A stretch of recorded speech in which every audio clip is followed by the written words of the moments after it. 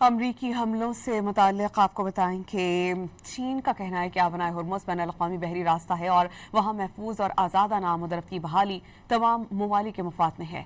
Beijing में वज़ारत ख़ारजा के तर्जुमान लिन जियान ने सहाफ़ियों से कहा कि आबनाए हुर्मुज़ में जहाज़ों के आमद-ओ-रफ़्त के मामले को मुनासिब तरीके से हल किया जाना चाहिए। इससे कबल बीजिंग में ईरान के सफ़ीर ने कहा कि आबनाए हुर्मुज़ से गुजरने वाले जहाज़ों से नए महसूलात वसूल किए जाएंगे, ताहम चीन और दीगर दोस्त ममालिक को इस मामले में खुसूसी रियायत दी जाएगी।